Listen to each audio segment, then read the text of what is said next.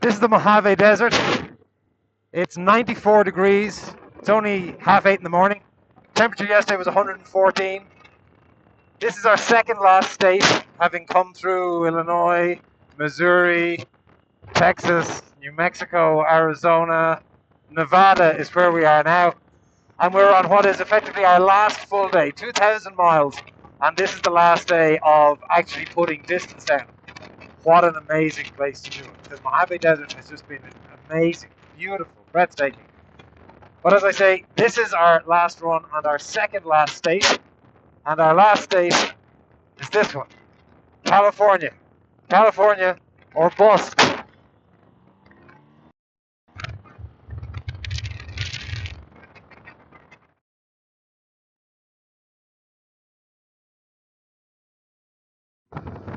And having crossed into California, you might think, well, the desert scenery is likely to abate.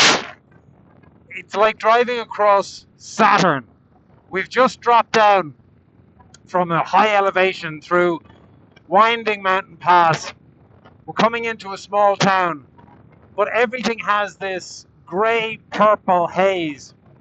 The Mojave it's one of those places where you're surprised that any kind of life can cling on. But you see these little bursts of life. You see these little birds every now and then. We've been seeing a couple of prairie dogs. But you're also stunned by the sheer scale. Because you think, well, I did anyway, you check a map, you go, we'll scoot across the Mojave. Scooting across the Mojave takes days. So we're on the original historic 66 at this point. We're a couple of miles out of one of the sort of the roadside attractions, which I think was originally either a resort or motel. We just crossed what's called a wash. So all of this area apparently floods when you get snow on the peaks in winter, and that then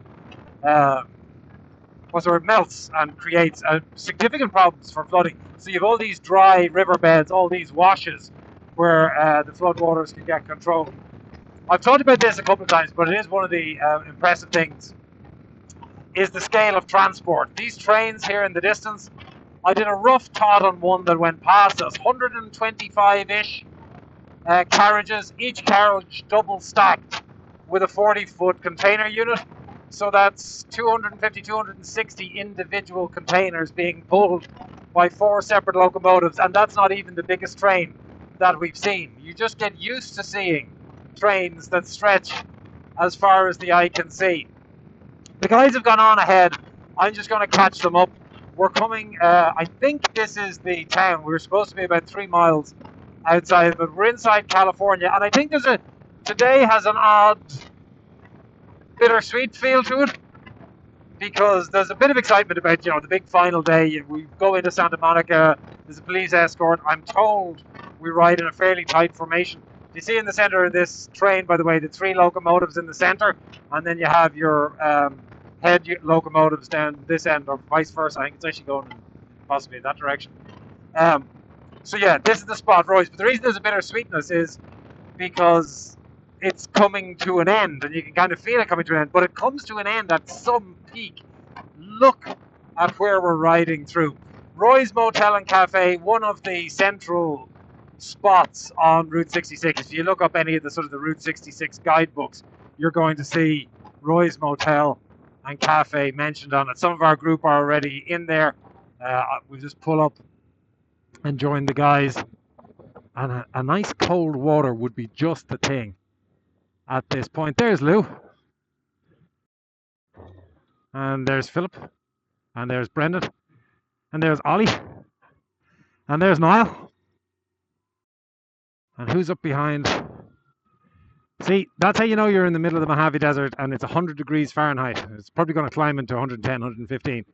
People, if you hold up a postage stamp, people will stand under it for the shade.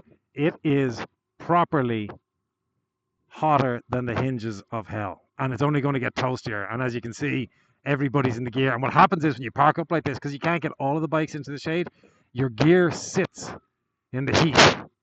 And you put it on and it's just hot. So, welcome to Roy's Motel and Cafe here in the middle of the Mojave Desert.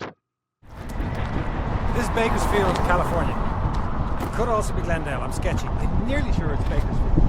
And it's home to two representative aspects that sort of define American society. One, the 1950s classic diner, this being Peggy Sue's, where there was a 45-minute wait for lunch, which is why I'm here. And the other one being the Marine Corps logistics base in Bakersfield. I think it's Bakersfield. Could be Glendale. I'm sketchy. But I have to say, that's the most tanks that I've ever seen stacked up end to end. It's also the most Caterpillar diggers I've ever seen stacked end to end. I assume they were all militarized. I remember a guy at home explaining to me that militarized means they painted green and added a 0 to the price tag. In the instance here, they're all painted beige, so I don't know what it means for the price tag. Anyway, this is the last spot, Peggy Sue's 1950s diner, to purchase tat. One of the best aspects of Route 66 is everywhere you look there is tat. This is the last major tat supplier on the route, and it doesn't disappoint. Okay, I got that wrong. It wasn't Bakersfield or Glendale. It was somewhere that began with a W, but it's been 110 degrees all day, so my thinking isn't as good as it once was. Lou has almost given up the ghost. He's finding any available shade. Even the risk of ants isn't causing him to stand up and get out of the shade. We are at a roadside attraction. It is literally called that because it's on the roadside and it attracts people. It's called the Bottle Ranch, and you might think there's going to be an explanation.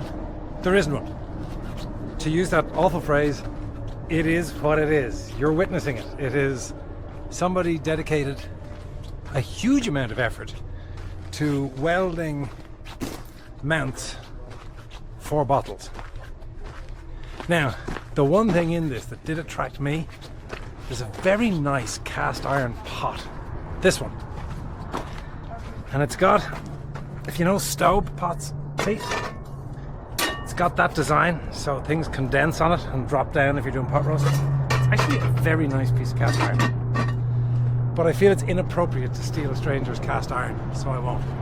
There's also a few typewriters, a couple of axles, some wagon wheels, the tailgate from a 1940s Ford, a couple of pulleys, a child's tricycle, and a wind vane. There's a hole in the ground being dug, which means clearly there was a plan for an additional installation, I suppose, if you take the artistic approach.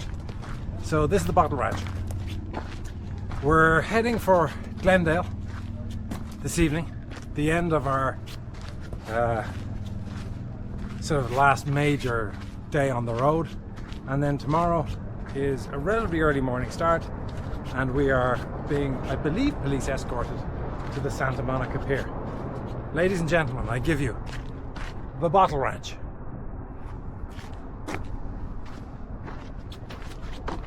Lou's still not afraid of the ants.